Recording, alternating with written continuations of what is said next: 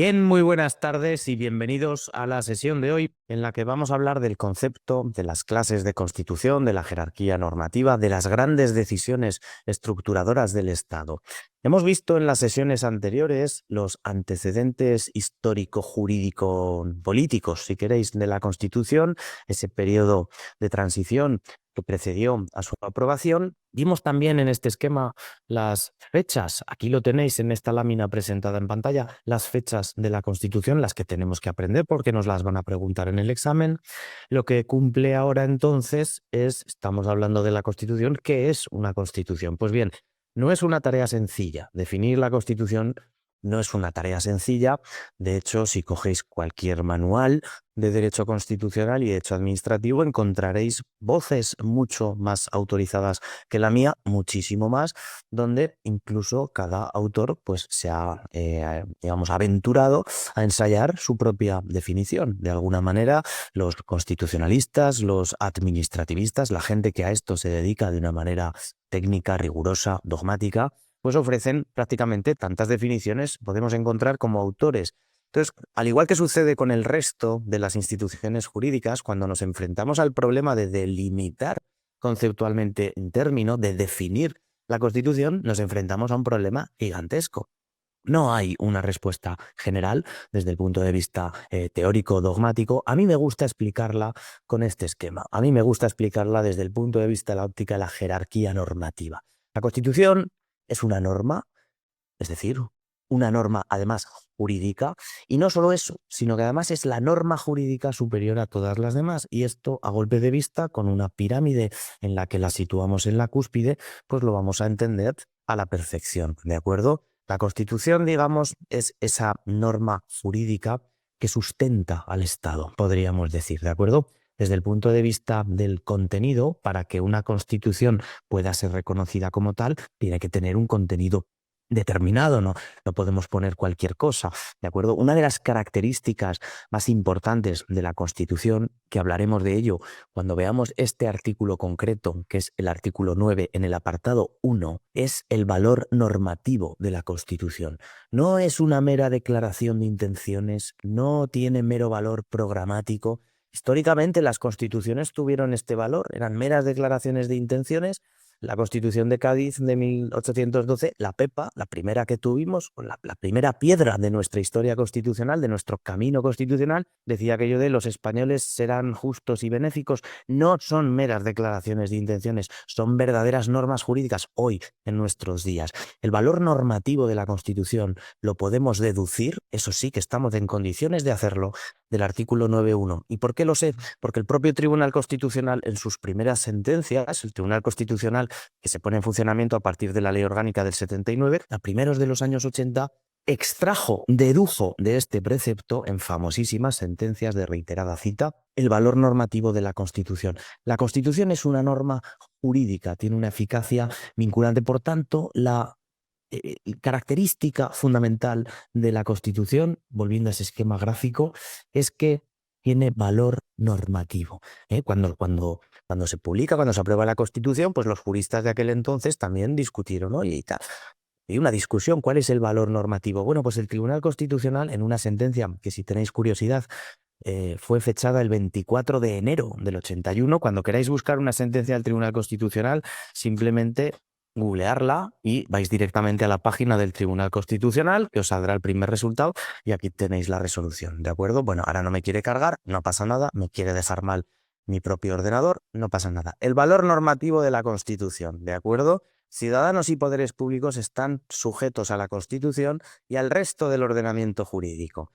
Eso tiene dos consecuencias fundamentales para entendernos. La primera, la eficacia directa de la Constitución, ¿de acuerdo? La eficacia directa implica que no es una norma que necesite de otras para ser aplicada. Esto lo vamos a ver muy claramente, por ejemplo, en la regulación de los derechos fundamentales. Si yo tengo libertad de expresión o de asociación, si yo tengo en mi esfera jurídica reconocidos por la Constitución ciertos derechos que además llama fundamentales, no hace falta que venga el legislador de turno a reconocerlos. Los podrá regular en una ley, pero la Constitución es la que me lo habilita, ¿de acuerdo?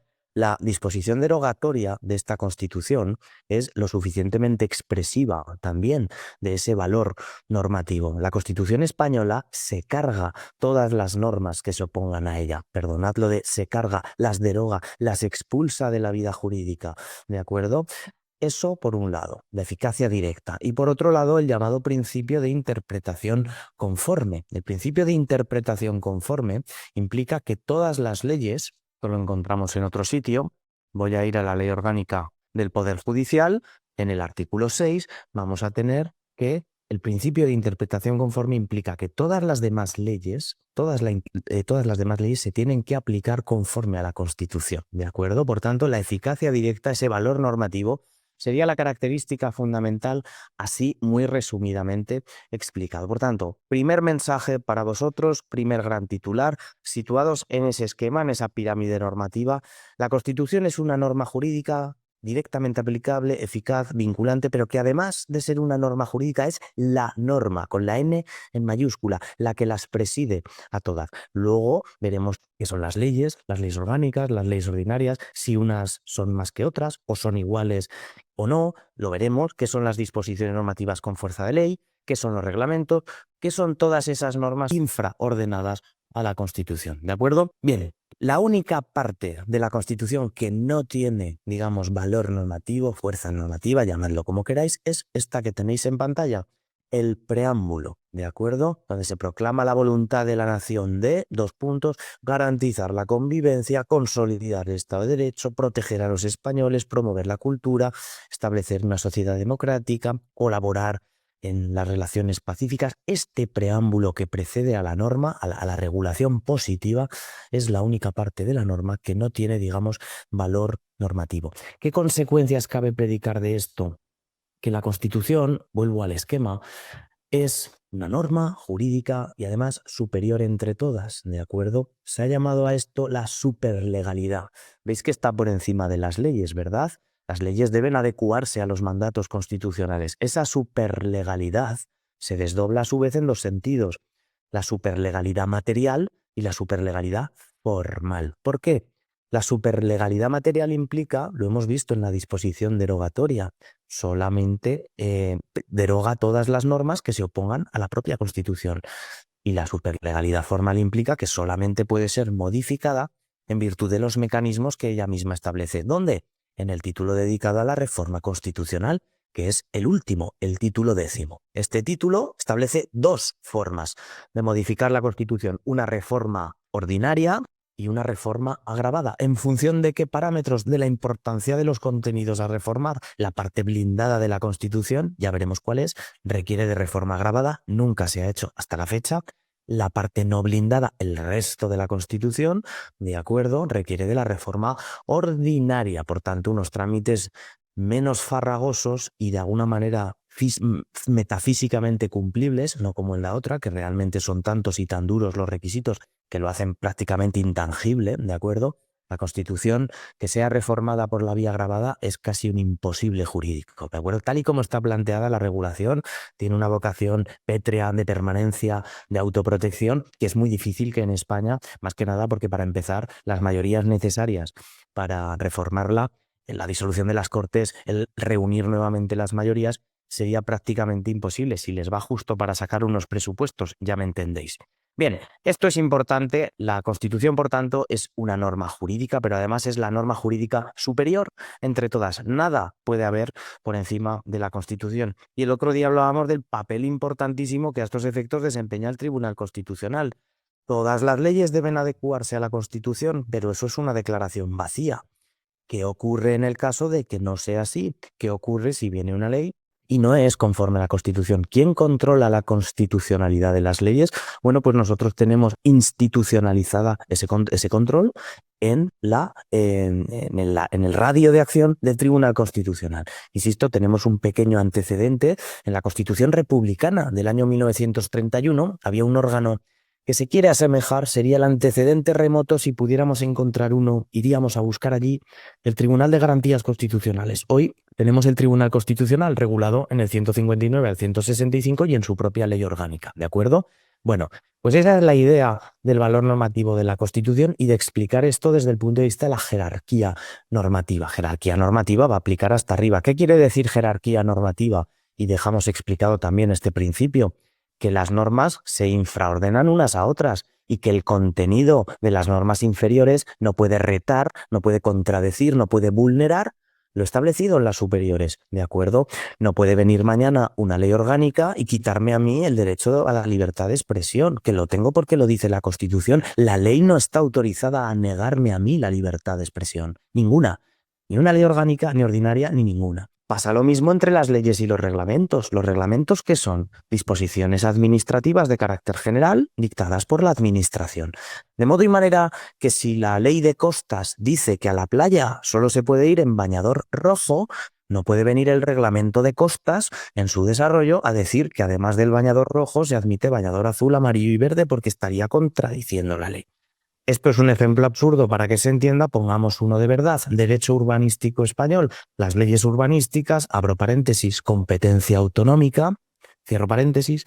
Si una ley urbanística dice que esto, que en el suelo no urbanizable no se puede urbanizar y no se puede edificar, no puede venir mañana por la mañana el planeamiento urbanístico, un plan general de ordenación urbana, que son normas reglamentarias, y decir, mira, en este trocito de suelo vamos a poder urbanizar y edificar, vamos a echar pisos. Eso no lo puede hacer, ¿eh? El derecho urbanístico lo pongo como ejemplo porque es uno de los ámbitos donde la colaboración reglamentaria con la ley es más intensa, no solo a través de reglamentos autonómicos y ordenanzas locales, sino a través de una figura fundamental en el urbanismo español que recibe el nombre de planeamiento, el diseño de la ciudad. Ese planeamiento, plan general de ordenación urbana y los planes de desarrollo hacia abajo, ¿qué son? Normas reglamentarias. Pues esas normas reglamentarias situadas debajo, infraordenadas a la ley, no van a poder retar sus contenidos, ¿de acuerdo? Si la ley urbanística ha dicho que en suelo urbanizable no urbanizable no se puede hacer esto, esto y esto, no puede venir un reglamento a decir otra cosa. ¿Se entiende bien la idea? Espero que sí. Bueno, pues desde el punto de vista del contenido de la Constitución, vuelvo al texto, el preámbulo es la única parte que no va a participar de esa naturaleza normativa, ¿de acuerdo? Bien, toda Constitución tiene una parte dogmática y una parte orgánica. Yo quiero abrir ahora la estructura, el andamiaje, la vertebración por títulos, capítulos, secciones y artículos que establece la Constitución para explicar esta idea de la parte dogmática y de la parte orgánica. Veréis, en cuanto al contenido que tienen las normas constitucionales, en general, siempre se puede distinguir, o casi siempre se va a poder distinguir, porque esto en las constituciones no escritas pues no es tan fácil de detectar, una parte dogmática y una parte orgánica. Dogmática viene de dogma, orgánica viene de órgano. Y ahora vais a ver cómo no son iguales, sino que la parte dogmática es más importante. La parte orgánica simplemente es la que protege, es la que está en función de la parte dogmática, es el instrumento de su garantía. ¿Cuál es la parte dogmática en la Constitución? Fundamentalmente la vamos a encontrar en aquellos preceptos constitucionales que enuncian las grandes decisiones estructuradoras, los valores, los principios, el régimen de derechos y libertades de los ciudadanos. Ergo, la parte dogmática la voy a encontrar aquí en el título preliminar y aquí en el título primero, a la sazón, la ubicación donde se recogen los derechos y libertades de los ciudadanos. Abro paréntesis, también los deberes, pero son menos. ¿De acuerdo? Cierro paréntesis. Esa es la parte dogmática. ¿Cuál será entonces la parte orgánica? Aquellos artículos, aquellos contenidos, aquellos preceptos atinentes, relativos, no a los valores, no a los principios, no a los derechos, no a esas grandes decisiones, como digo, estructuradoras del Estado, sino aquellos artículos relativos a la organización, competencias, funcionamiento de los poderes públicos, los llamados órganos constitucionales y otras autoridades que aquí salen citadas. Ergo, título segundo desde la corona al décimo, ¿de acuerdo? Título segundo, la corona; título tercero, las Cortes; título cuarto, gobierno; título quinto, relaciones entre Cortes y gobierno; sexto, poder judicial, etcétera, ¿de acuerdo? Parte dogmática, por tanto, me interesa que la tengamos ubicada, incardinada en el título preliminar y en el título primero, ¿de acuerdo? ¿Qué vamos a ver aquí? Pues la regulación que a su vez título preliminar, y una parte del título primero, sección primera, fundamentalmente, los derechos fundamentales, va a estar sometida a una superprotección, a un blindaje constitucional. Y cuando yo digo superprotección, lo digo desde el punto de vista de dos ópticas. Desde el punto de vista de su garantía, el artículo 53 dispensa, el 53.2, para ser más exactos, dispensa unas garantías, vamos a verlos, absolutamente reforzadas para este tipo de derechos, ¿de acuerdo? Y además, porque hay contenidos de esta parte que se van a encontrar protegidos por otro mecanismo que es la reforma agravada.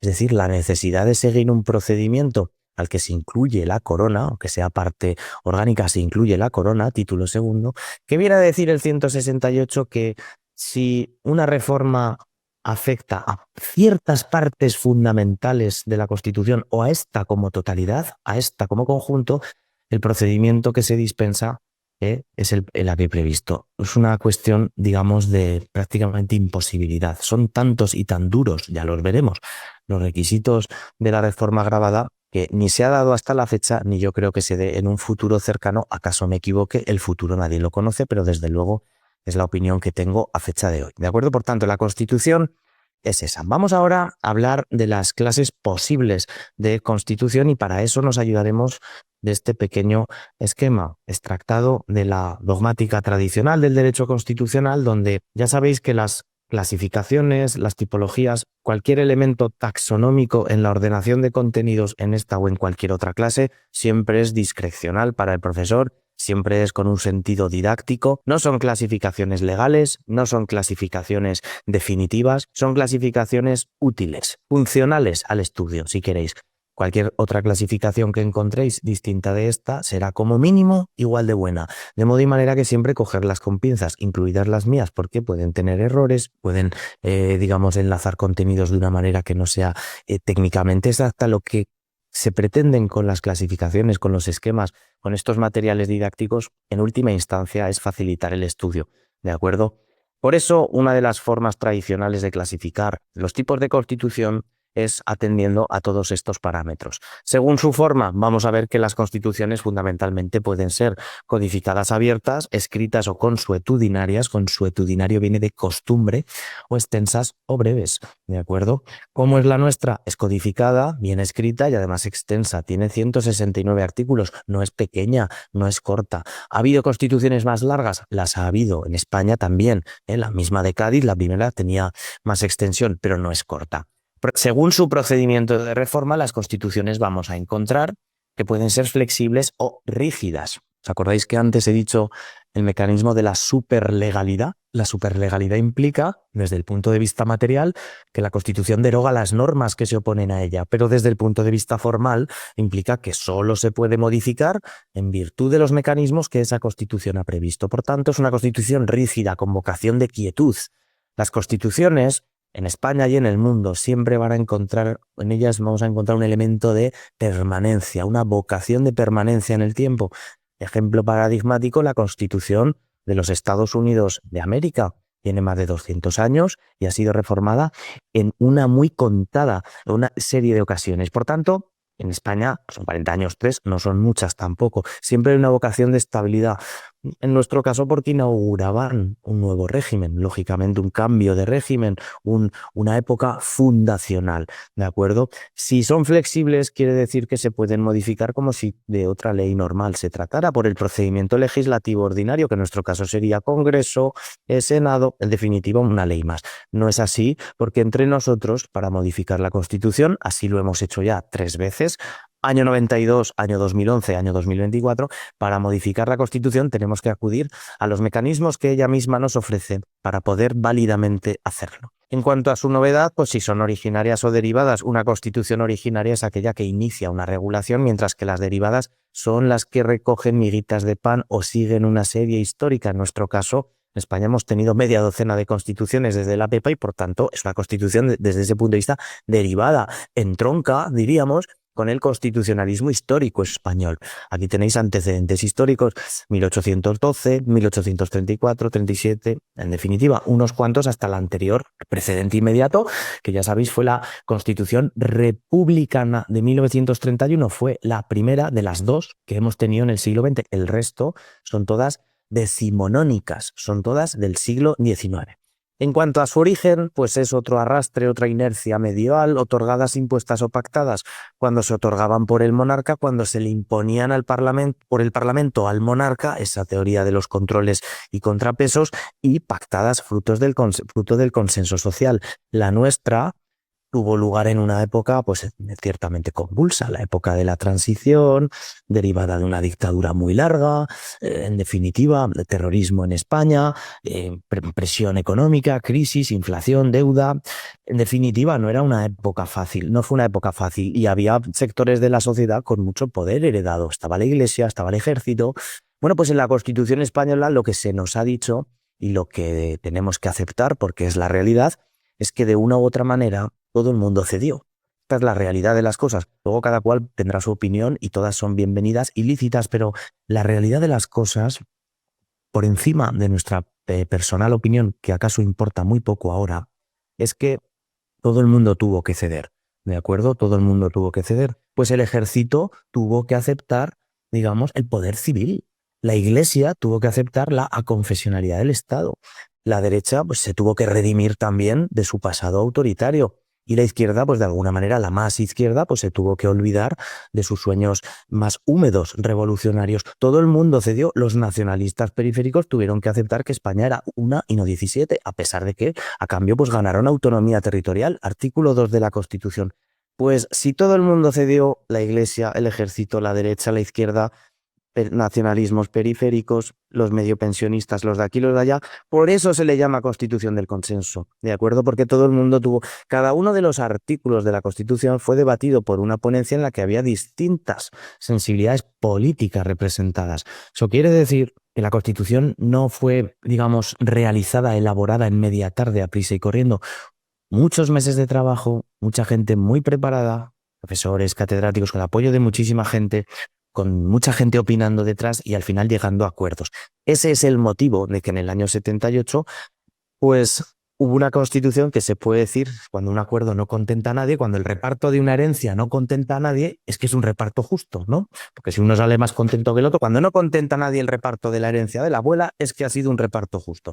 Bueno, pues de ahí la terminología que hizo fortuna entre nosotros como la Constitución del Consenso. Fue una constitución realmente pactada y que deberíamos, digamos, valorar en ese sentido positivamente, insisto, uno, por la época de la que se venía y dos, por la naturaleza de las circunstancias de aquel momento histórico, finales de los 70 en este país nuestro. Bien, forma de gobierno monárquicas o republicanas. Las monarquías y las repúblicas son las formas de gobierno pues más instauradas, más, digamos, utilizadas por los estados modernos. En la monarquía hay una jefatura del estado, es el rey. En la república es electiva, es decir, una es vitalicia, otra es electiva, una es hereditaria, en otra es, digamos, sufragista, es decir, elegida.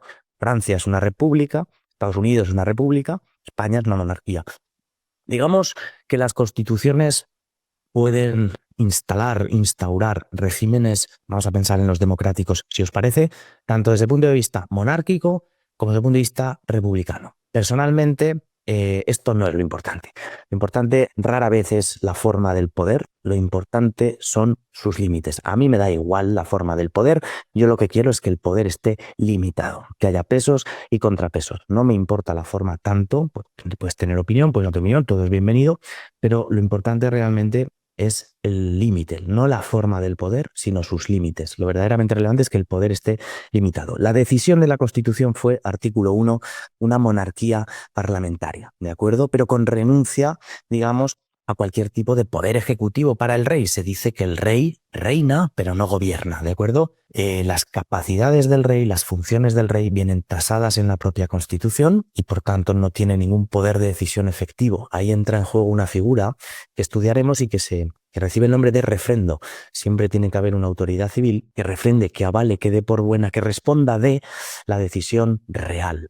Porque refrendar es asumir la responsabilidad de la decisión del rey. Por eso habrá un ministro o el presidente en algunos casos que tiene que hacer suya esa decisión. ¿De acuerdo? Ahí está la figura figura del refrendo, que la estudiaremos en el título segundo de la Constitución, ¿de acuerdo? Según su estructura territorial, tendríamos las constituciones unitarias, federales o autonómicas, ¿de acuerdo? En función del tipo de distribución del reparto territorial de los estados, se puede distinguir entre constituciones unitarias, es decir, de una, digamos, de una pieza, federales, porque hay estados que son federados, Alemania, Estados Unidos, son estados que se componen de un superestado y luego estados federales que serían algo así como el equivalente no soberano, lógicamente, a nuestras originales y originarias comunidades autónomas. Digamos que el hecho autonómico, España es el único país que lo tiene contemplado. Hay otros países que tienen divisiones de otro estilo, pues en Francia están las regiones, en Italia están las regiones, en la Constitución italiana del 47-48, en definitiva, son repartos territoriales del poder. Nuestra decisión constitucional es una decisión de una nación, artículo 2, España, pero garantizando la autonomía de esas regiones. Pues el sistema autonómico, el Estado autonómico, es el que se prefigura en el título octavo, a partir del artículo 137, insisto, puesto en conexión con el artículo 2, porque es el artículo 2 el que nos da la fórmula, ¿de acuerdo? Por una parte, indisoluble unidad, una sola nación, pero por otra parte, derecho a la autonomía de nacionalidades y personas, ¿de acuerdo? Es decir, personas y nacionalidades y regiones, es decir, personas, nacionalidades y regiones, territorios. Esto es lo que entronca directamente con el 137 y siguientes, con el título octavo de la Constitución, ¿de acuerdo? Que estaba yo aquí, en el esquema, ¿sí? Vamos a ver cómo en el título octavo se dibujan unas líneas, se establece un marco de actuación dentro del cual los territorios se pueden mover. En el año 78 y siguientes ya se movieron y se accede a la autonomía. Hoy tenemos el sistema autonómico, pero lo que se reconoce en la Constitución es la autonomía. Pues bien, el sistema autonómico, el derecho a la autonomía. El sistema autonómico es el resultado del ejercicio de dicho derecho por los territorios, ¿de acuerdo? Hay un principio muy importante en esta materia que es el principio dispositivo. El principio dispositivo lo que nos viene a explicar es que en el año 78 básicamente no se sabía, se intuía, pero no se sabía cómo iba a acabar la película. No había comunidades autónomas y por tanto no se sabía cuántas iba a acabar habiendo. Lo que se da a los territorios es la posibilidad, por una vía lenta o por una vía rápida, la vía ordinaria o la vía especial, se les da la posibilidad de constituirse en comunidades autónomas. Pero la Constitución no dibuja el mapa autonómico, establece un marco formal de actuación para esos territorios que es bien distinto. Tampoco culmina el reparto competencial, se limita a establecer en un sistema horizontal de doble lista desmentido después lo que corresponde a uno y lo que puede corresponder a las otras, lo que corresponde al Estado, 149, y lo que puede corresponder a las otras si, en virtud de sus estatutos, asumen esas competencias. Hoy hablar del título octavo, queridos alumnos, es hablar de historia del derecho, porque ya está culminado ese proceso, ¿de acuerdo? Pero en el año 78, echando la vista atrás 40 años, pues el panorama era otro bien distinto. Hoy ya sabemos lo que ha sucedido, ya hemos visto la película, ya sabemos el final. Bien, en independencia de que ese título hoy necesitaría una buena reforma, un buen remozado para pues, hacer frente a algunos problemas territoriales que tiene España, pero con independencia de que necesite una reforma, cosa que necesita, lo que sabemos es lo que ha terminado pasando, ¿vale? En el año 78 no se sabía, pues ese marco se dibuja en el título octavo.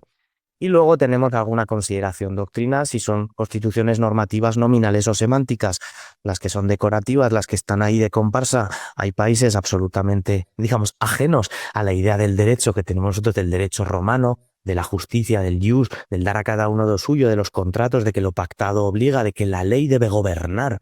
Esta idea normativa del derecho que tenemos en Europa, en el derecho continental. En definitiva, hay países que pueden tener constituciones, pero que las tengan de comparsa, literalmente de comparsa. Bien, nosotros no es el caso, nuestra constitución pesa, importa y es importante. Importa porque es importante, es la norma jurídica más importante. De modo que no porque un país tenga una constitución vamos a pensar que sea un verdadero Estado de Derecho, donde haya separación de poderes, donde se respeten las libertades de los ciudadanos y donde gobiernen las leyes, ¿de acuerdo? El Estado de Derecho supone el gobierno de las leyes y no por tener una constitución se garantiza eso. De ahí la distinción entre constituciones nominales, semánticas o normativas. Digamos que la categoría FETEN, la buena, la canónica, sería la normativa. Una constitución normativa que se eleva sobre nosotros, digamos, y nos protege de que venga mañana un legislador o un gobierno autoritario o totalitario y nos despoje, ¿de acuerdo? Tenemos derechos y libertades reconocidos en la Constitución que nos protegen de pues, ese germen totalitario que está en el ejercicio del propio poder, ¿de acuerdo? La Constitución nos protege de que mañana por la tarde aparezca un político y nos quiera despojar de nuestras vidas o haciendas, ¿de acuerdo? Esto hoy en España pues estamos como muy tranquilos, vivimos en una época además históricamente hablando, en el conjunto de la historia, digamos, de los últimos 100 años, de paz, de prosperidad, de tranquilidad. Los últimos problemas que tuvimos con la violencia, digamos, terrorista, pues ya hace tiempo quedaron enterrados. La idea de que tengamos una constitución que nos proteja en tiempos de paz y de prosperidad, pues no se nota tanto, pero no es la regla. La vida que tenemos hoy en España es una excepción, realmente. Si mira uno la historia, se da cuenta que este periodo que inaugura el año 78 es una auténtica excepción, ¿de acuerdo? Tantísimos años seguidos de paz y de prosperidad y de crecimiento y de consolidación democrática, ¿de acuerdo? Echamos la vista atrás. Podemos irnos 40 siglos atrás. Rara vez habremos encontrado 40 o 50 años seguidos con la prosperidad, la libertad y las garantías que tenemos hoy, que son reconocidas al máximo nivel en esta norma, en la Constitución española. Por tanto, desde ese punto de vista, felicitar también la tarea que se hizo en el año 78, ¿de acuerdo? Y que nos dure, por supuesto, que nos dure. Hubo intentonas, yo quiero recordar aquí y ahora que en el año 81 un intento de golpe de Estado en el Congreso de los Diputados a mano armada, ¿de acuerdo? En febrero del 81 hubo intentonas de hacerla saltar por los aires. Hubo quien intentó, pues eso, desempeñar su papel de salteador de caminos constitucionales. No fue así, felizmente para todos, y seguimos teniendo la Constitución vigente y con esplendor. Es verdad que mejorable, reformable en tantos aspectos, pero al final es la norma de garantía, es el instrumento que permite al ciudadano por la noche echarse tranquilo a dormir, sabiendo que no puede el poder político intervenir más allá de lo que las leyes que respetan la Constitución pueden permitir. Bien, esto en cuanto a las clases de Constitución, lo que nos quedaría ahora es acabar de abordar, ahora lo diré, el tema de la estructura y el contenido, ¿de acuerdo? Hemos visto las clases de Constitución, hemos concluido que en España es una Constitución escrita, rígida, derivada, pactada, de consenso, monárquica, autonómica y normativa, y lo que nos queda es de su estructura. La Constitución, a veces en los exámenes también nos preguntan cuántos títulos tiene una norma. Bueno, pues estas cosas que les gustan tanto, o las fechas de las leyes, ¿de qué año es la Ley General de Sanidad? ¿De qué año no? ¿De qué fecha? Y dice, que es que me suena del 86, pero claro, la fecha, ya me han pillado. Bueno, pues este tipo de cuestiones, fechas de normas, estructura de las normas, las tenemos que conocer. Y diréis, ¿por qué? Pues os lo estoy diciendo, porque las preguntan, aunque solo sea por nuestro egoísta, aunque lícito interés en superar esa pregunta. Tenemos aquí un título preliminar subseguido de otros 10. Por consiguiente, son 11 títulos. La manera de interpretar esto es que tenemos 10 títulos numerados precedidos de un título preliminar. 10 más 1, 11. Todo eso precedido a su vez de este prefacio, en realidad preámbulo, ¿de acuerdo? Que no tiene valor normativo, ¿de acuerdo? Bueno, título primero, Derechos y deberes fundamentales, al que le dedicaremos la correspondiente sesión después de analizar el título preliminar, donde están, como digo, las grandes decisiones, artículos 1, 2 y 9, importantísimos. Aquí está el ADN de la Constitución española, artículo 1, artículo 2 y artículo 9, sin ningún tipo de duda, sin ningún género de duda. Esos son los artículos, ¿de acuerdo?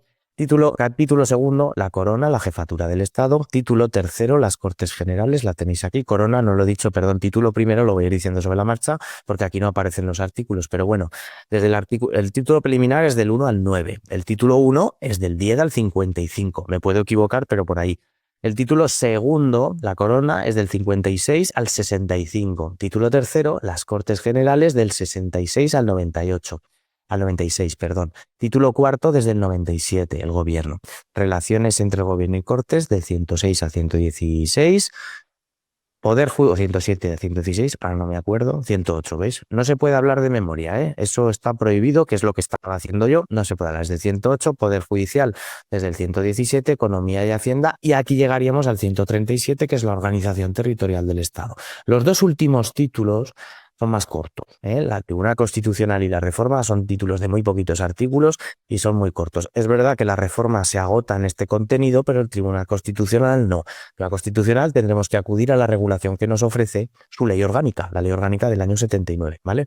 El título más complejo de estudiar y de interpretar en sus contenidos, como ya dije en la sesión anterior, va a ser el título octavo, ¿de acuerdo? Le dedicaremos sesiones largo y tendido a poder explicar sus contenidos, a poder estudiarlos y a poder entenderlos, ¿de acuerdo? Poner ojos y cara a las cosas, conocer la interpretación que el Tribunal Constitucional durante décadas, esa doctrina que se ha ido destilando desde el punto de vista del reparto de competencias, el papel que ha tenido el Tribunal Constitucional en la construcción del Estado autonómico nunca será lo suficientemente reconocido. El papelón imprescindible, la función absolutamente clarificadora, depuradora de conceptos que le debemos hoy al Tribunal Constitucional, o sea, la función de construcción de ese Estado autonómico que tenemos hoy no hubiera sido posible sin la tarea del Tribunal Constitucional de varias décadas de trabajo, ¿de acuerdo? Especialmente intensa la primera década, pero no solo, no ha parado nunca, no ha parado nunca.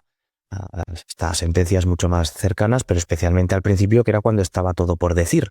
Una vez que el Tribunal Constitucional fue despejando las incógnitas, pues cada vez quedan menos cosas por decir. De alguna manera, al principio, esa labor, como digo, fue más intensa, ¿de acuerdo? Bien, lo que tenemos aquí es el título preliminar, donde tenemos, por un lado, dos artículos fundamentales, el artículo 1 y el artículo 2, una serie de artículos que no plantean tanta explicación, del 3 al 8, y un artículo que vuelve a ser importante, que ya nos ha salido, muy importante, que es el artículo 9, ¿de acuerdo? El artículo 1, vamos a leerlo y luego os enseño este esquema. El artículo 1 lo que hace es establecer, digamos, una serie de decisiones. España se constituye en un Estado social y democrático de derecho que propugna como valores superiores de su ordenamiento la libertad, la justicia, la igualdad y el pluralismo político. Esto lo vamos a utilizar desde el punto de vista del esquema para poder entenderlo. Soberanía nacional reside en el pueblo y la forma política es la monarquía parlamentaria. Son cuestiones de las que de una u otra manera ya hemos estado hablando, ¿eh? Aquí tenemos Estado social y democrático de derecho, estos cuatro valores superiores para retener. La soberanía española que reside en el pueblo, lo que pasa que la terminología utilizada, soberanía nacional, vendría a equivaler nación y pueblo en el texto constitucional. Durante los debates previos hubo quien prefería la formulación soberanía nacional frente a soberanía popular. Al final, nación y pueblo van a ser términos equivalentes y diréis, ¿por qué? ¿Cómo es posible? Pues porque la soberanía nacional corresponde al pueblo, por tanto se equiparan conceptos que originariamente no eran, ¿de acuerdo?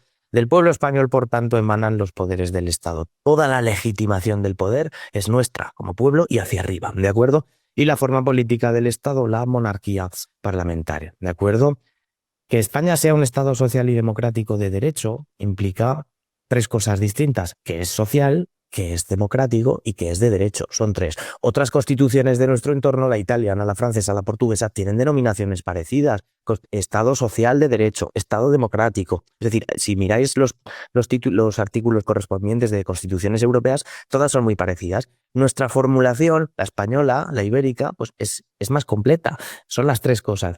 ¿Dónde podremos ver manifestaciones del Estado social? Principio de igualdad, regulación de derechos económicos y sociales. ¿Dónde podremos ver el principio democrático? Artículo 23, aparte de la soberanía popular, artículo 23, el sufragio, la capacidad de votar, la fiesta de la democracia, se nos convoca cada 4 años para ir a votar. Demos, kratos, poder del pueblo. No es que nos corresponda el poder y podamos decir qué es lo que hay que hacer, pero vamos a decidir al menos quién lo hará. No decidimos qué hacer el pueblo, algo más modesto, simplemente decidimos quién lo hará. Por eso votamos, echamos la papelita y luego el papelito y luego seguimos con nuestra vida. El ejercicio del sufragio es elecciones libres, que se toman en serio, que el elegido sale y el que no, y lo soporta. Esto no pasa en todos los países del mundo, donde a lo mejor el presidente más votado tiene que estar en la oposición, exiliado o en la cárcel. Aquí, gracias a Dios, no sucede. Bueno, pues esta idea de Estado democrático, donde el poder reside en el pueblo, que mediante el sufragio y el pluralismo lo ejercitan, es el concepto de Estado democrático. Y luego Estado de Derecho. El Estado de Derecho es el imperio de la ley, la división de poderes, la legalidad de la administración, la garantía de los derechos que todos los ciudadanos tenemos y nos vemos reconocidos en ellos porque así ha querido la propia Constitución. ¿De acuerdo?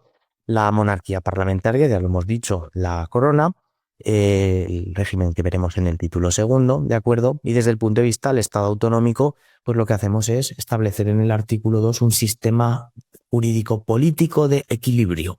¿Equilibrio entre qué? Entre unidad, por un lado, y diversidad. El Estado autonómico es el resultado de un sistema de equilibrio entre la unidad y la diversidad.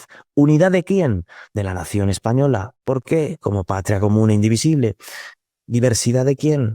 De las nacionalidades, autonomía de las naciones y regiones, etcétera. ¿De acuerdo? Es una decisión compleja, consensuada, polémica, discutida, discutible, ya la llamemos como queramos.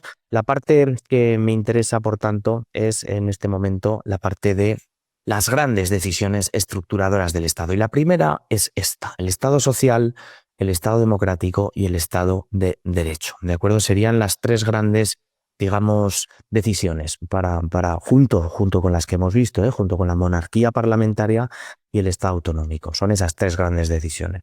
Valores superiores son los que están los que son, nos los estudiamos y ya está. Libertad, justicia, igualdad y pluralismo político, ¿de acuerdo? No tiene mucho más. ¿Qué es esta idea de Estado social y democrático de derecho? Que acaso no ha quedado del todo explicada. Históricamente, el concepto de Estado fue un concepto liberal, de Estado gendarme, de Estado abstencionista. Se apartaba de la sociedad, solo vigilaba, digamos, el cumplimiento de los contratos, las libertades de los ciudadanos. Pues frente a ese concepto liberal, decimonónico, de Estado, a lo largo del siglo XX va tomando cuerpo otro concepto que es el de Estado social. ¿De acuerdo? Hubo dos grandes hechos, yo creo, determinantes de su triunfo. Uno fue la Gran Depresión de 1929, el crack de octubre de la bolsa en Nueva York de 1929 y sus secuelas que se prolongaron. El plan Roosevelt, definitiva, hicieron muchísimo daño. No hablo ya de la gente que se tiró desde el rascacielos porque lo había perdido todo de un día para otro, pero esas secuelas se prolongaron hasta el final de la Segunda Guerra Mundial, que también fue un evento desastroso a nivel mundial. No por los 40 millones de muertos, sino por el drama económico que supuso. A ese nivel, las guerras no crean riqueza, la destruyen. Los estados empezaron a prosperar cuando se dieron cuenta de que es mejor comerciar que matarse. Es mejor intercambiarse bienes y servicios y todos ganar que no pelear, porque la guerra embrutece. El comercio, en cambio, civiliza. ¿De acuerdo? Bueno, pues esas secuelas del crack de la Segunda Guerra Mundial llevaron a considerar la conveniencia de que el Estado liberal, pues que no era la solución, de que el Estado debía intervenir. La intervención debía ser política, legislativa, económica, intervenir en la sociedad frente a ese otro modelo de libertad total en el ámbito económico. ¿De acuerdo? Hubo autores en aquella época pues que ya postulaban esta idea. Keynes fue uno de los más sonados. John Keynes, ¿de acuerdo? Se trata del Estado social de que el Estado atienda las demandas de la sociedad como mediante la provisión de bienes y servicios, ¿de acuerdo? Entonces, ¿dónde vamos a ver manifestaciones del Estado social en la Constitución por aterrizarlo ya en artículos concretos? Bueno, pues en el artículo 14 el principio de igualdad es una formidable manifestación, pero si en algún sitio pudiéramos encontrar ese Estado social, lo vamos a encontrar aquí a partir del artículo 39 en los principios rectores de la política social y económica, que precisamente son los que tratan de recoger derechos para garantizar ese mínimo existencial y asistencial de los ciudadanos, ¿de acuerdo?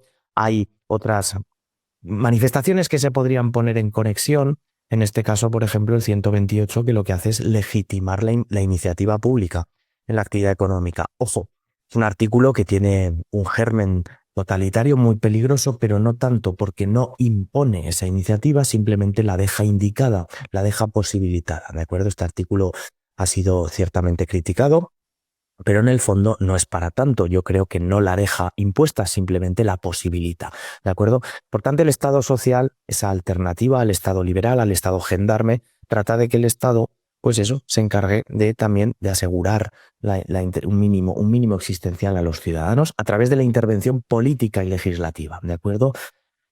Segundo elemento que hemos de considerar es el Estado democrático. El Estado democrático se manifiesta a lo largo de toda la Constitución, ¿de acuerdo? No solo en la soberanía, artículo 1.2, esa soberanía popular en realidad nacional, sino que también lo tenemos en los propios valores superiores. El pluralismo, la democracia pluralista es otra manifestación muy enérgica, además, del Estado democrático.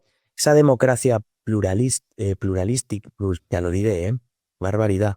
Esa democracia pluralista, ese pluralismo democrático, tiene dos grandes manifestaciones. En el propio título preliminar, el político, y el social, político, partidos políticos como instrumentos fundamentales de participación, bla, bla, bla, bla, bla, y el pluralismo social a través de sindicatos, de trabajadores, asociaciones de profesionales, etcétera. ¿Hay más pluralismos en la Constitución? Muchísimos, con menos relevancia a lo mejor que los anteriores, político y el social, sí, pero los hay. Pluralismo cultural, lingüístico, histórico, territorial, ¿de acuerdo? Por ejemplo, las modalidades lingüísticas. En España hay pluralismo lingüístico, ¿verdad? En según qué territorios hay lenguas oficiales. Quiero decir con esto que el pluralismo es un valor que está fuertemente relacionado con el carácter democrático del Estado. Pero fijaos bien que si tuviéramos que encontrar un elemento identificador, definitorio, sería aquí, sería el artículo 23, ¿de acuerdo? La participación de los ciudadanos. Este derecho, el artículo 23, este artículo recoge en realidad derechos distintos. El primero es la fiesta del sufragio. Sería algo así como el sufragio activo, ¿no? Los ciudadanos tienen derecho a participar directamente o por medio de representantes elegidos en elecciones periódicas. El 23.1, ¿de acuerdo? El derecho de participación, la fiesta de la democracia, el sufragio activo. Pero luego tenemos otros dos derechos escondidos en el 23.2. El sufragio pasivo y el derecho de acceso a la función pública, justamente a la que queréis acceder quienes asistís a estas clases. ¿Por qué son dos? Por la distinción entre funciones públicas y cargos públicos. Cuando se habla de acceso a cargo público se está refiriendo la Constitución, no nos lo dice así, pero lo podemos explicar de esta manera, a cargo público electivo, representativo, un diputado en el Congreso, un diputado, un parlamentario autonómico, un concejal de pueblo del ayuntamiento. ¿Quién elige al concejal? El vecino. Me acuerdo, es un cargo público.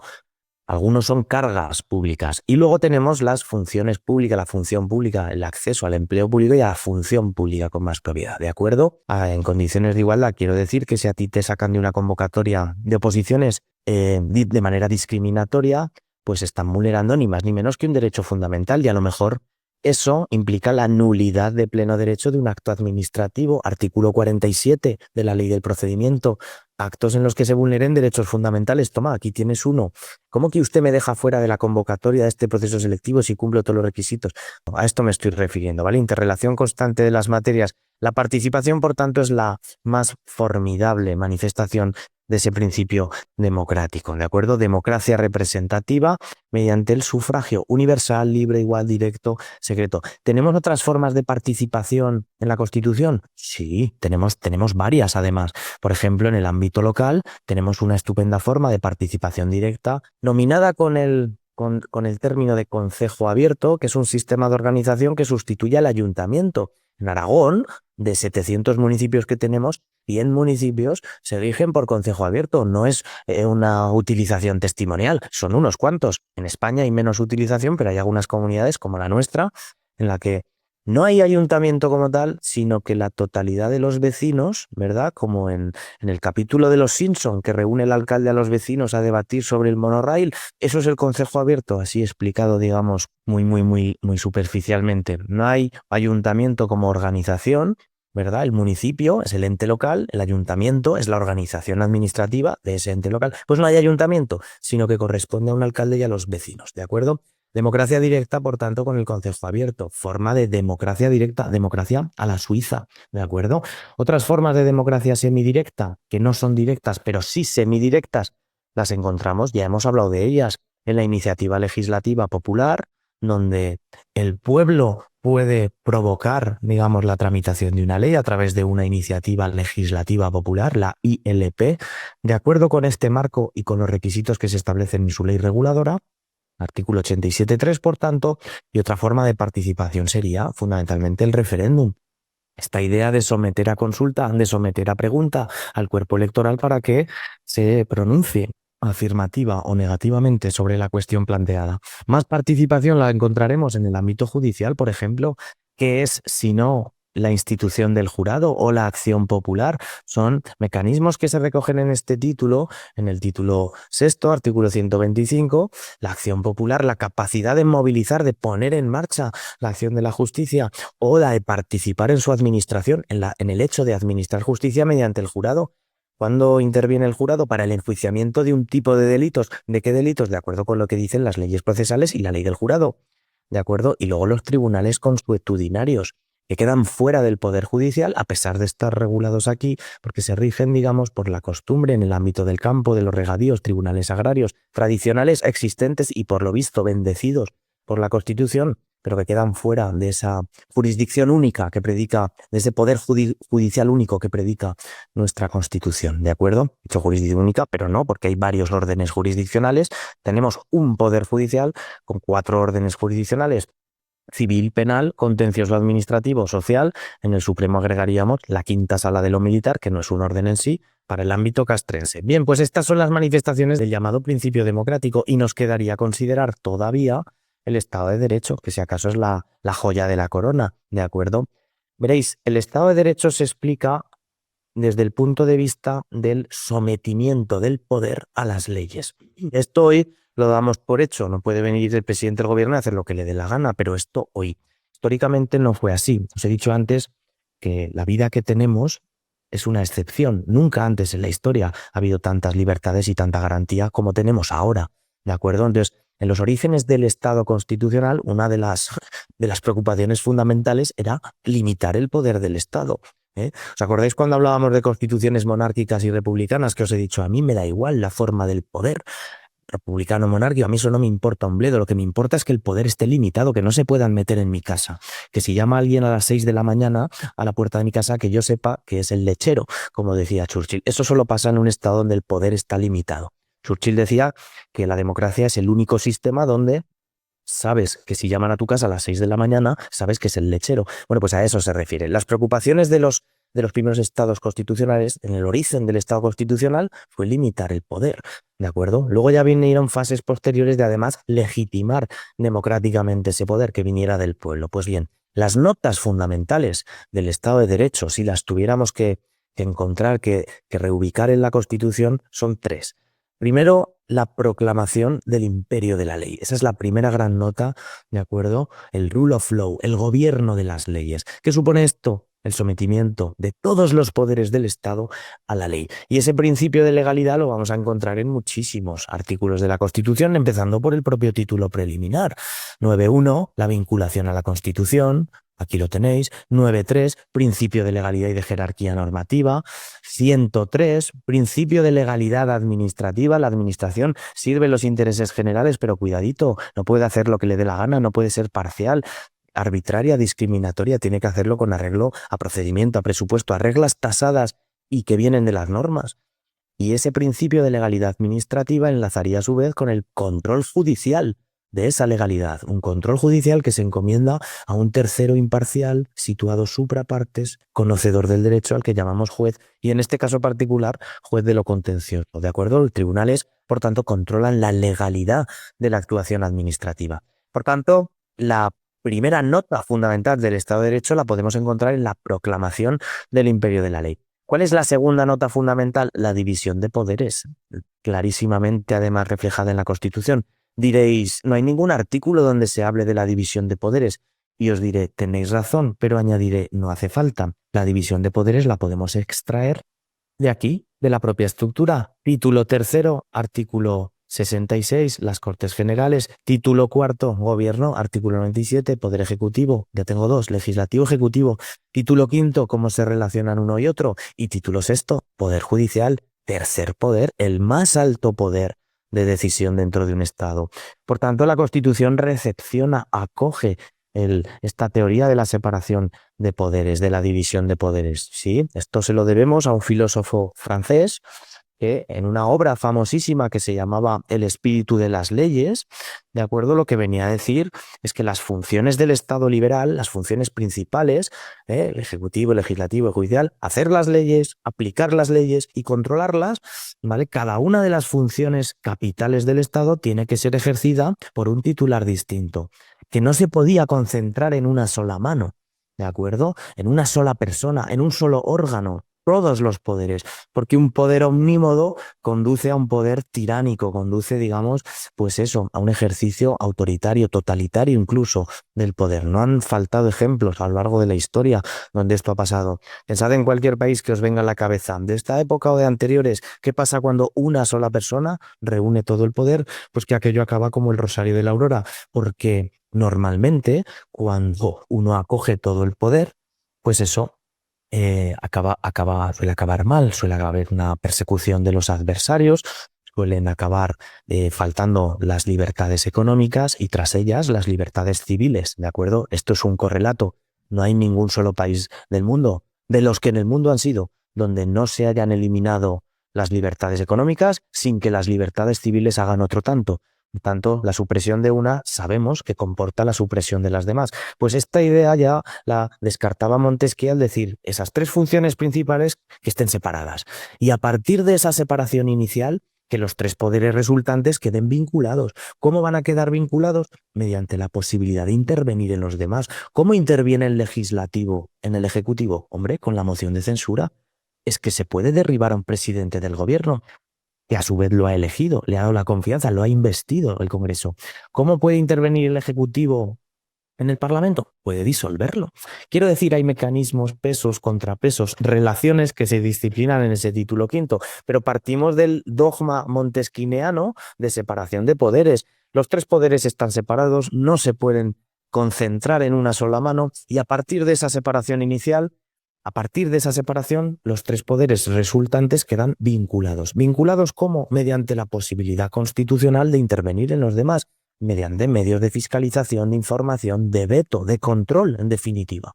¿De acuerdo? Por tanto, el principio de separación de poderes, no hace falta que me creáis a mí, lo podéis ver en la estructura de la Constitución, conserva vigencia, ¿de acuerdo? Conserva vigencia y es bueno que así sea. El artículo 66 atribuye, aquí lo tenéis, atribuye a las Cortes la potestad legislativa del Estado, unas Cortes de composición bicameral, Congreso y Senado, de acuerdo con lo dispuesto en este título tercero, pero si adelanto hasta el artículo 97, veré segundo poder, veré que el Gobierno tiene atribuida la función ejecutiva. Ejecutar es aplicar. Ejecutar también puede ser ejecución de silla eléctrica. Ejecución me refiero en el sentido de aplicación.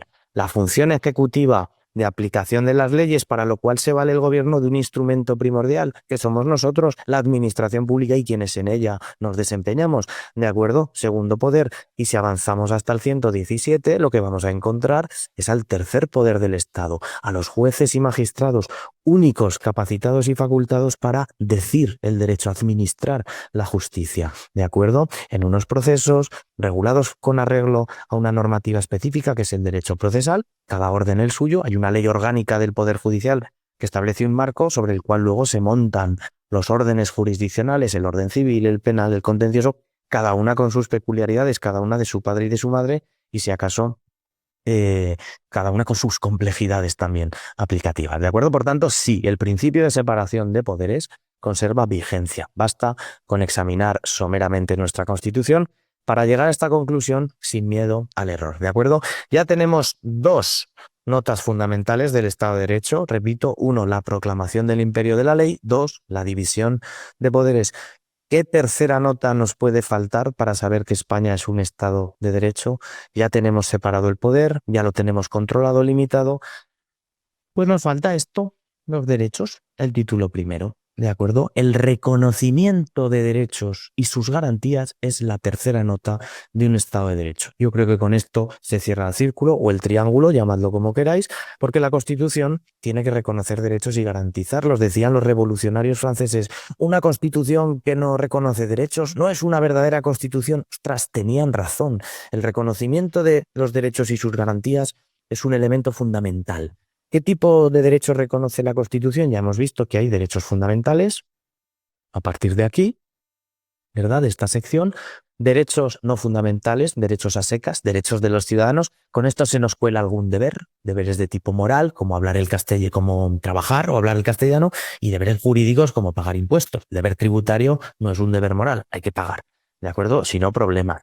¿De acuerdo? Hay otros deberes que simplemente son deberes morales. El deber de conocer el castellano o el deber de trabajar, que están enunciados en la Constitución, no se establece ninguna consecuencia en caso de contravención. Son deberes de tipo moral, si queréis, ¿de acuerdo?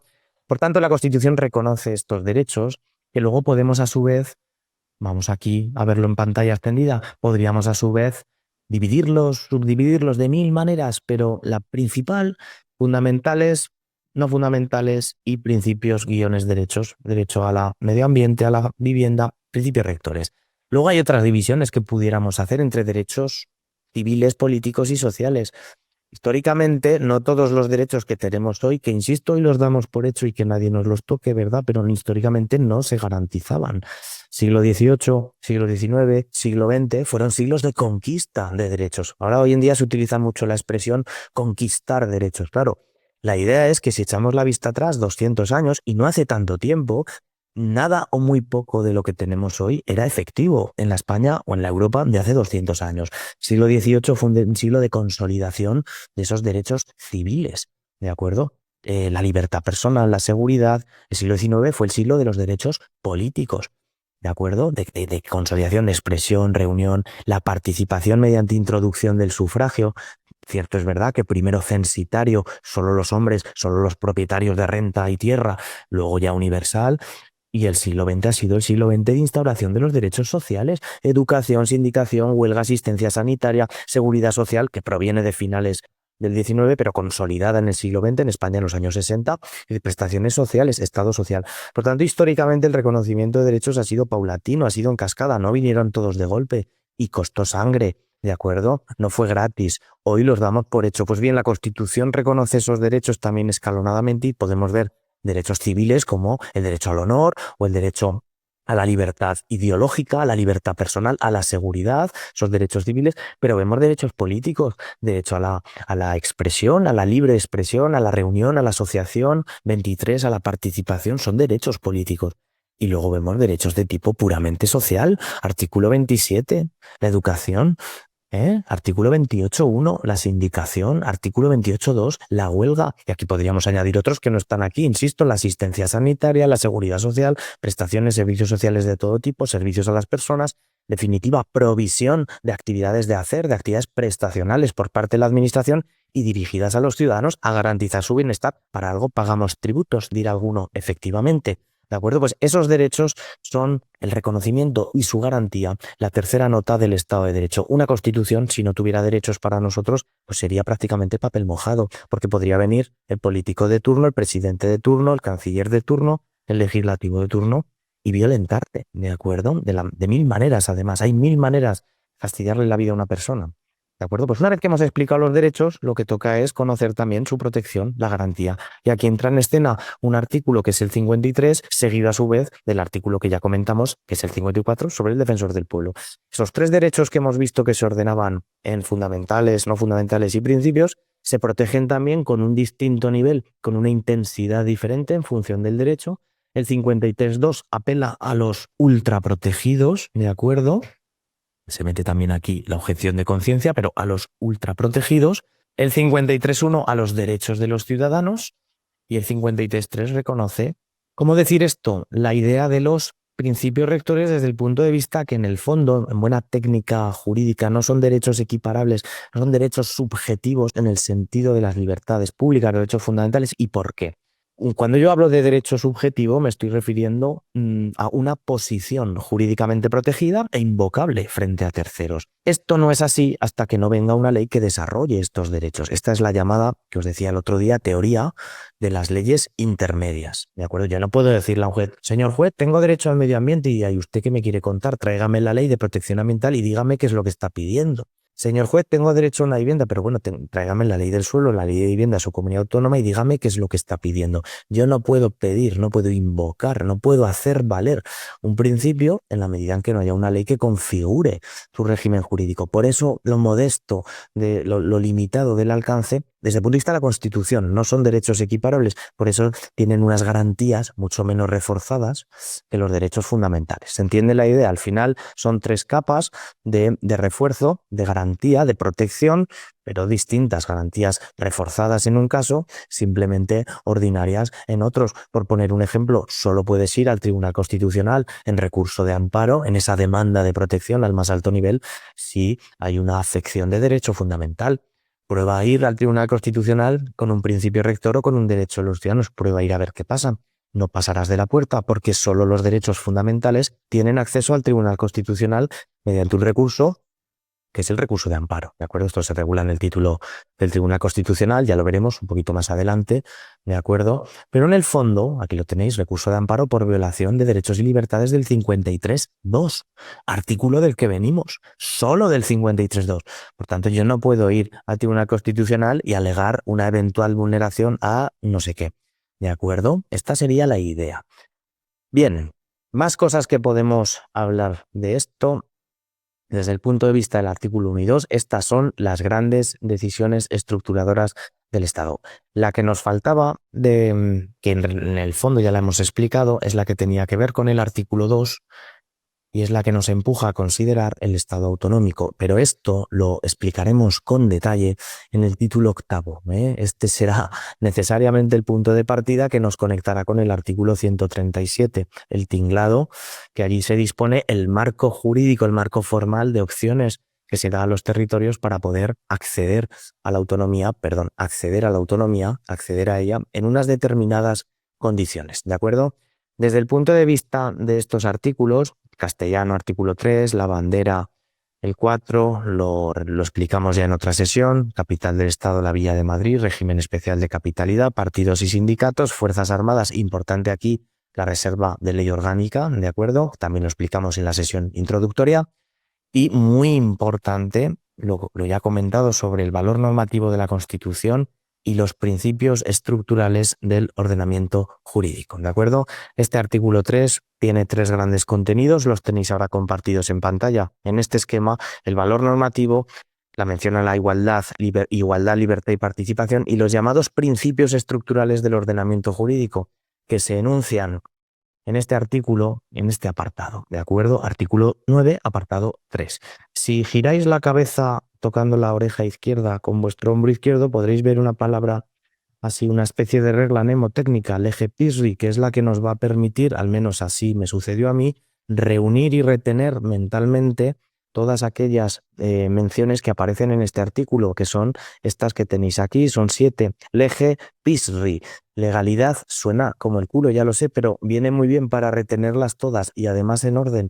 Legalidad, la hemos hablado ya, hemos hablado de ella, sometimiento a la ley y al derecho. Jerarquía normativa, la hemos visto a golpe gráfico. Los contenidos de las normas se infraordenan unos a otras. No puede venir la ley y contrariar a la Constitución, no puede venir el reglamento y vulnerar la ley. A eso se refiere la jerarquía normativa, a la estructuración piramidal de las normas, vertical, de arriba a abajo, prusiana, en cascada. Publicidad de las normas como requisito previo, hemos hablado de ella. La irretroactividad de lo no favorable, tú no puedes echar hacia atrás en el tiempo disposiciones que no te mejoren. Hablaremos de esto. Seguridad jurídica, saber, conocer las consecuencias de tus actos, tener certeza, la predictibilidad del derecho, qué tan necesaria es tener seguridad jurídica en estos tiempos.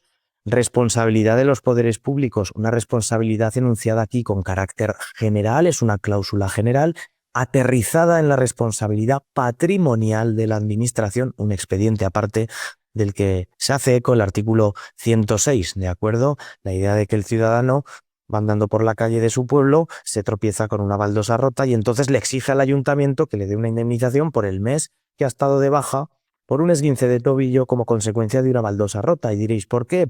Pues porque ese ciudadano entenderá que el ayuntamiento tiene la obligación de mantener las aceras en un estado transitable y le exige responsabilidad patrimonial de la administración. Ya la veremos porque se regula en la Ley 39 el procedimiento, las especialidades y en la Ley 40 los principios que la activan.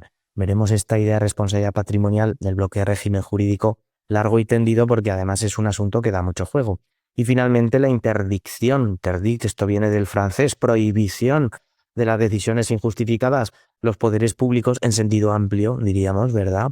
Administración pública, autoridades públicas, no pueden actuar por artículo 33, porque yo lo valgo por ser vos quien sois y porque os amo sobre todas las cosas. Cada decisión política y administrativa debe estar motivada, debe estar sustentada en razones que se puedan escribir y se puedan explicar.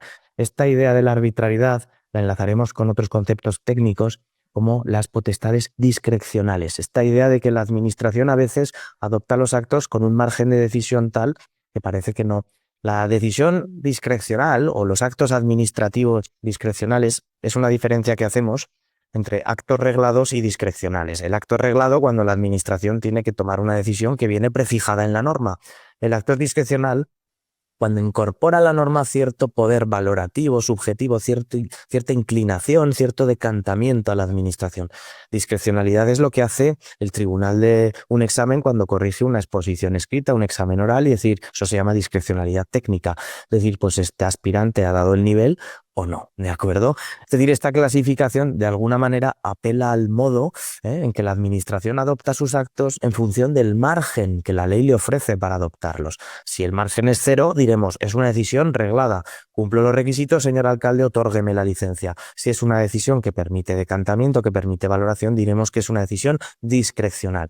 Claro, las decisiones discrecionales hay que motivarlas. Si analizamos el artículo 35 de la Ley del Procedimiento, que establece los supuestos de motivación, que todo debe ser motivado y razonado, en estos casos todavía más, por disponerlo así la Ley de Procedimiento. Si vamos al 35 de la Ley de Procedimiento, veremos que el último renglón, la letra I de Italia, exige motivación para el ejercicio de potestades discrecionales. Y yo añadiría, cuanto más discrecional sea la decisión, más necesitada de motivación estará. Porque así el particular afectado por la decisión administrativa será capaz de conocerla, de valorar las razones que han llevado a la administración a tomar esa decisión y en su caso permitir la discusión administrativa, la impugnación, el combate de esa decisión. Si no le explicamos al particular las razones de la decisión que hemos tomado, estamos haciendo trizas su derecho a la defensa. No va a poder plantear un recurso porque no sabe por qué le hemos denegado la licencia, por qué le hemos impuesto la sanción, por qué le hemos abierto un expediente de lo que sea. ¿De acuerdo? Por tanto, ¿qué tan necesario es que el ejercicio del poder no sea arbitrario, sino razonado, justificado, que se pueda explicar en razones además entendibles por cualquiera, al final para facilitar el derecho a la defensa? Un derecho al que todos, según el artículo 24 de la Constitución, tenemos derecho.